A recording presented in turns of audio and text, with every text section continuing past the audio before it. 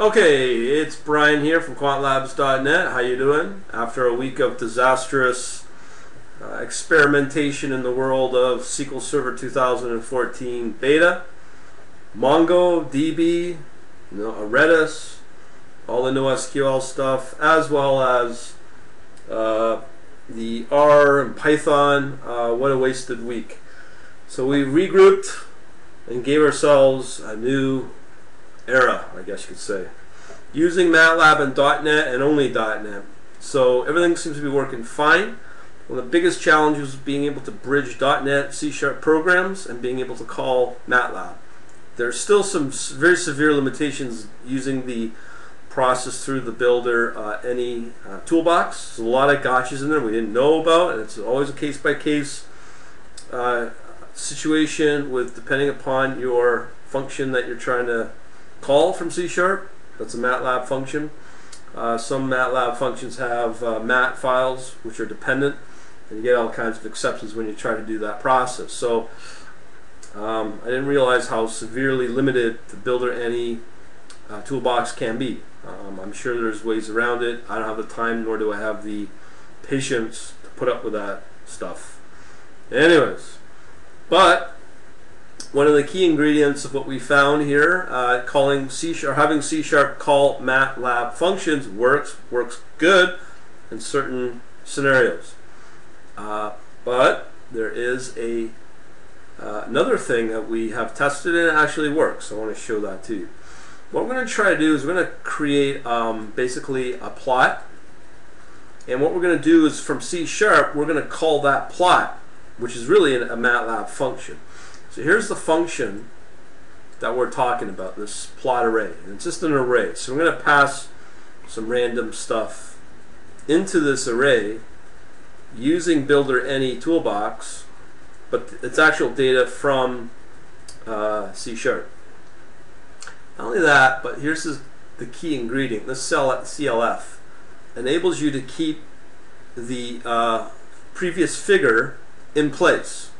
So it will not open a new one each time you call plot, every time you call a plot array. So it's really essentially one window, one plot, every time you call it and passing in C# data into it. And it works great. Let me show you what I mean. So as you know, we deploy the DLL, create a DLL through this process here in Matlab, and I can show you that. Here's the plot array data, and then we create a new project file in the builder NE, and here's the resulting DLL. So we're going to call that in the code. Okay, I'm not going to do an entire walkthrough on this, but it's fairly easy and it's fairly clean. So we just this is C# in Visual Studio 2012. This is the C# code that you're looking at. I'll post all the code available up on the blog so everyone can get an access to it. Very key ingredient. So let's get to it. Are you ready to rumble? Yeah. Okay. So like I said, we call our usual Matlab DLLs. We have to add them as references.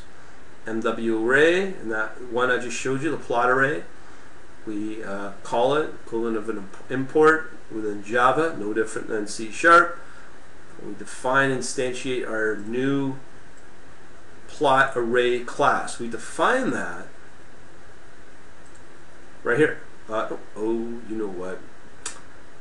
Would always help if I could show you what we're talking about. Let me pull up that little. So when you create that little project in the builder any package, we're going to call and create this new class called plot array class, and we're going to basically call plot array, that function I just showed you here. And of course, here's all the reference code where it resides, when we got it from, and here's the function's definitions, the argument, and all that. Just the A and then the resulting Y. Pretty simple stuff. So we call that, we instantiate it right here. We have our main. We define some stuff, min, max, whatever. I don't think it's even actually being used. We randomly generate data and we repeat. And then we are using link to pass that generation of data. So we have our min and max of 0 to 20, and then we're going to put it into an array, create an array, and I think it's the size of 50.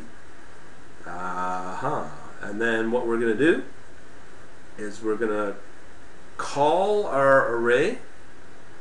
It's all explained here in this link, how to generate your array. Once the array is created, put out a little message, and then we are going to basically call that array. So here's how you call a Matlab function. It's very cool, very easy actually. We define it here, PA. Of course, that's from the plot array. And then that's our object for the Matlab. And all we're really doing is, where are my, yeah, right here. We call PA, and then we'll call our Matlab function, and we're passing the double array that we just created right here. So essentially up here, we're taking this and converting it into an array, and then pass it into the Matlab. Not too complicated. Again, if you get confused, this explains, this link explains all that, how to access through the link and make our call to Matlab to plot. Let's run it and see what happens here. So there you go. That's our message. Data is being passed into the plot. You virtually see the figure is running great. You can do all kinds of stuff with all the tools that you get, interactive tools you get with with Matlab for charting and stuff. So you gotta like that. You can save your figure. Pretty cool, man, if you ask me. And there you go, how you do it. I'll post all the code available, showing you how to do a walkthrough. Thought that was kind of important for people, and good luck with it. Let me know what you think.